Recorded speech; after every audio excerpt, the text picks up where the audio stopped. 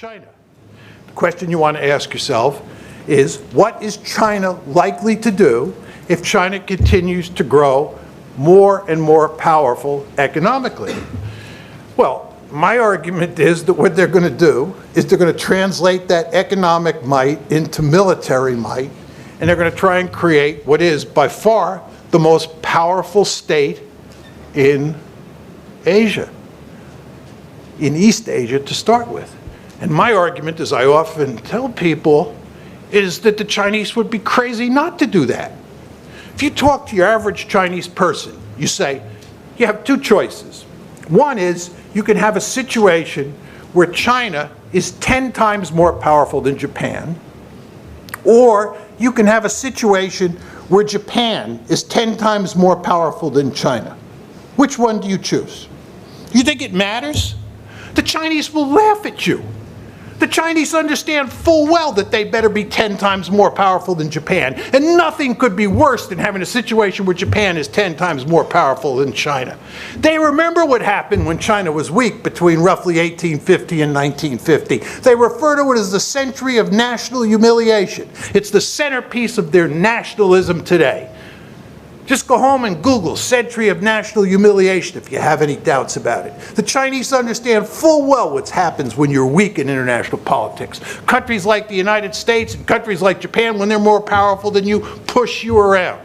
Chinese have every intention of making sure that they build a very powerful state and that none of their neighbors can give them a run for their money militarily. And do I blame them? I don't blame them one bit.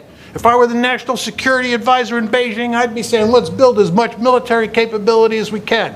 Let's make sure that the gap between us and Russia, us and India, us and Japan, and us and all the other neighbors is as large as possible. Is that because I'm highly aggressive? Is that because I like to beat up on other countries? No. It's because the best way to survive in the international system is to be, as we used to say when I was a young boy in New York City playgrounds, to be the biggest and baddest dude on the block. When you're big and you're powerful, people don't fool around with you. Right? The Chinese fully understand that. Second thing that the Chinese understand is that it would be very nice if they could push the Americans out of East Asia. Do you think the Chinese are happy about the idea that the United States deploys all these military forces right on their doorstep, runs ships and aircraft right up their coast, up and down their coastline? You think the Chinese are happy about that? They're not. They're not happy about that any more than we'd be happy if the Chinese came into the Caribbean and stationed forces in Cuba and ran aircraft and naval ships along the coast of Florida. I told you about the Cuban Missile Crisis. We did not like the idea of the Soviet Union coming into the Western Hemisphere, right off our border in Cuba. We did not like that. You think the Chinese should be happy about having the Americans in their backyard? Well, they're not. As my mother taught me when I was a little boy, what's good for the goose is good for the gander. If we can have a Monroe Doctrine, why don't you think they're going to want to have a Monroe Doctrine? Well, they are. They might not put it in those terms. And by the way, the Chinese will tell you behind closed doors and occasionally in public that they plan to push us out beyond the first island chain, if they can, and then out beyond the second island chain. And my view is, if I were National Security Advisor in Beijing, I'd be very interested in pushing the Americans out beyond the second island chain. I'd be very interested in pushing them back to Hawaii and keeping them out of East Asia. Why would I, as a Chinese policymaker, want the Americans on my doorstep? Any more than why should I, as an American policymaker, want the Soviets or the Germans or the Chinese in the Caribbean? Very simple. Again, the structure of the system pushes states in this direction. So what I'm saying to you is, if you're surprised over how the Chinese are behaving in the South China Sea and in the East China Sea, and with regard to the Americans, with regard to the Japanese, you should not be. And it's going to get much worse. Because the power balance, remember, we're assuming that China is going to continue to grow. China is going to grow more and more powerful. And the more powerful it grows, the more it's going to push states around in Asia. Because it's going to try and dominate Asia the way that the United States dominates the Western Hemisphere. This brings me to the last part of the talk. How are China's neighbors, to include Russia, and the United States likely to react? We start with the United States. First of all, I told you what the theory says, and the empirical record is very clear here. We have 4 cases from the 20th century: Imperial Germany, Imperial Japan, Nazi Germany, and the Soviet Union. And I laid the theory out for you. We're not going to tolerate it. We're going to go to enormous lengths to prevent China from dominating Asia.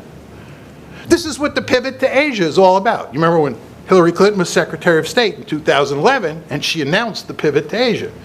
The Obama administration dressed it up as some sort of benign move that had nothing to do with containment, right? The Chinese are not fools, and they understood full well what was going on. We're in the business of containing China. We're scared of China. You can't say that too loudly in Washington because people don't think it's politically correct at this point in time. But in Beijing, they understand full well what's going on. The United States is not going to tolerate a hegemon in Asia. It may ultimately have no choice. China has so many people that if its wealth approximates anything like the wealth of South Korea, Taiwan, or Hong Kong, it may be so powerful that we can't prevent it from dominating Asia. But in the meantime, we'll go to great lengths to prevent the Chinese from dominating Asia. And the historical record is clear on this. This brings us to the neighbors. You can already see the balancing coalition beginning to form.